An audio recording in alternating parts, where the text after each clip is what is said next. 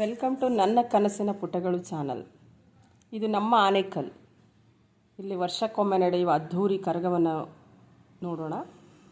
ಇಲ್ಲಿ ನಡೆಯುವ ಕರಗವನ್ನು ವೀಕ್ಷಿಸಲು ಸುತ್ತಮುತ್ತಲಿನ ಹಳ್ಳಿಗಳಿಂದ ನಗರಗಳಿಂದ ಲಕ್ಷಾಂತರ ಮಂದಿ ಬರುತ್ತಾರೆ. ಈ ಅದ್ಧೂರಿ ಕರಗದ ಒಂದು ನೋಟ ಇಲ್ಲಿದೆ. ಇದು ನಮ್ಮ ಕರಗ ನಡೆಯುವ ದೇವಸ್ಥಾನ. ಇಲ್ಲಿರುವ ದೇವತೆಗಳೆಂದರೆ ಪಂಚಪಾಂಡವರು, ಧರ್ಮರಾಯ, ಭೀಮ, ಅರ್ಜುನ, ನಕುಲ, ಸಹದೇವ ಹಾಗೂ ಮುಖ್ಯವಾಗಿ ದ್ರೌಪದಿ. ಈ ಕರಗ ಮಹೋತ್ಸವ ನಡೆಯುವುದೇ ದ್ರೌಪದಿಯ ಮಹೋತ್ಸವದ ಹೆಸರಿನಲ್ಲಿ. ಇದು ಬಲರಾಮ. ಈ ಬಲರಾಮನ ಸಂಹಾರವೇ ಕರಗದ ಮುಖ್ಯ ಉದ್ದೇಶ. ಅರ್ಧರಾತ್ರಿ 3:30 ಮಳೆ ಆದರೂ ಜನ ಕಾಯುತ್ತಿದ್ದಾರೆ ಕರಗವನ್ನು ವೀಕ್ಷಿಸಲು. ಈಗ ತಾನೇ ಕರಗ ಹೊರಗೆ ಬರುತ್ತಿದೆ. ಮಂಡಿ ಊರಿ ಮೊಣಕಾಲಿನಲ್ಲಿ ಬರುತ್ತಿದೆ ಕರಗ. ಇದನ್ನು ವೀಕ್ಷಿಸುವುದೇ ಒಂದು ಸಂಭ್ರಮ. ಮೊಬೈಲ್ಗಳಲ್ಲಿ ವೀಕ್ಷಿಸುತ್ತಾರೆ, ಕ್ಯಾಮರಾಗಳಲ್ಲಿ ಸೆರೆ ಹಿಡಿಯುತ್ತಾರೆ, ಹಾಗೆ ಭಕ್ತಿಯಿಂದ ತಲೆಬಾಗುತ್ತಾರೆ. ಇದು ಹಸಿ ಕರಗದ ಮೊದಲನೇ ರೂಪ.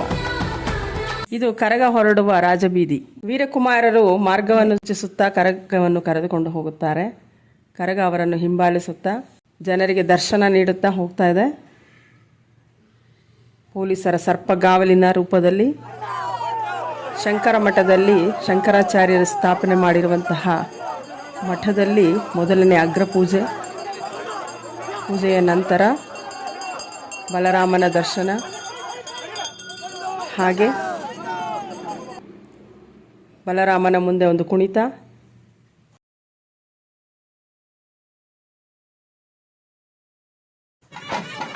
ನಂತರ ಆನೇಕಲ್ ತಿಲಕ್ ಸರ್ಕಲ್ನಲ್ಲಿ ಸುತ್ತಮುತ್ತಲಿನ ದೇವತೆಗಳ ಒಂದು ಪಲ್ಲಕ್ಕಿಯ ಉತ್ಸವಗಳಿರುತ್ತದೆ.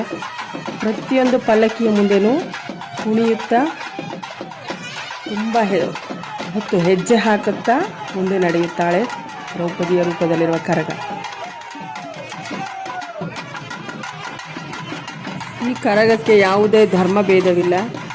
ಮಸೀದಿಯ ಮುಂದೆಯೂ ಪೂಜೆಯನ್ನು ಪಡೆಯುತ್ತಾಳೆ ಹಾಗೂ ಆನೇಕಲ್ನ ಸುಪ್ರಸಿದ್ಧ ಚರ್ಚ್ನಲ್ಲೂ ಸಹ ದರ್ಶನವನ್ನು ನೀಡಿ ಪೂಜೆಯನ್ನು ಪಡೆದು ಮುಂದೆ ಸಾಗುತ್ತಾಳೆ. ಬಲರಾಮನ ಸಂಹಾರಕ್ಕಾಗಿಯೇ ದ್ರೌಪದಿ ಹೂವಿನ ಹಾರವನ್ನು ಮತ್ತು ಹೂವಿನ ಕರಗವನ್ನು ಹೊತ್ತು ಕರಗ ಒಣಕರಗ ಎಂಬ 2 ರೀತಿಯಲ್ಲಿ ಬರುತ್ತಾಳೆ. ಒಣಕರಗದಂದು ಬಲರಾಮನನ್ನು ಕೊಲ್ಲಲು ಸೂಚನೆ ನೀಡುತ್ತಾಳೆ. ನಂತರ ವೀರಕುಮಾರರು ಅದನ್ನು ಸಂಹರಿಸುತ್ತಾರೆ. ಆನೇಕಲ್ಲಿನ ಸುಪ್ರಸಿದ್ಧ ರಾಮ ಮಂದಿರದ ಮುಂದೆ ಅಲ್ಲಿಯೂ ಸಹ ಭಕ್ತ ಸಾಗರ. ದೇವಸ್ಥಾನದ ಸುತ್ತಲೂ ಪ್ರದಕ್ಷಿಣೆ ಆ ರೂಪದಲ್ಲಿ ನೃತ್ಯವನ್ನು ಮಾಡುತ್ತಿದ್ದೆ ಕರಗ.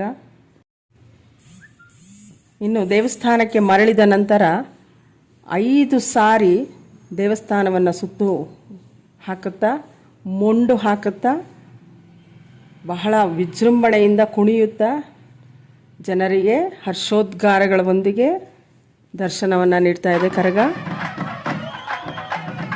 5 ಬಾರಿ ಪ್ರದಕ್ಷಿಣೆ ಮುಗಿಸಿ ನಂತರ ಮತ್ತೊಂದು 4 ಹಾಡುಗಳಿಗೆ ನೃತ್ಯವನ್ನು ಸತತವಾಗಿ ಮಾಡಿ ಮಂಡಿಯೂರಿ ಒಳಗಡೆಗೆ ವಾಪಸ್ಸು ಮರಳುತ್ತಾಳೆ. ಆನೇಕಲ್ ಕರಗದ ಉದ್ದೇಶ ಇಷ್ಟೇ. ನಿಮಗೆಲ್ಲರಿಗೂ ಆನೇಕಲ್ ಕರಗವನ್ನು ತೋರಿಸೋಣ ಅಂತ. ನಿಮಗೆ ಇಷ್ಟ ಆದರೆ ಲೈಕ್ ಮಾಡಿ, ಸಬ್ಸ್ಕ್ರೈಬ್ ಮಾಡಿ. Thank you.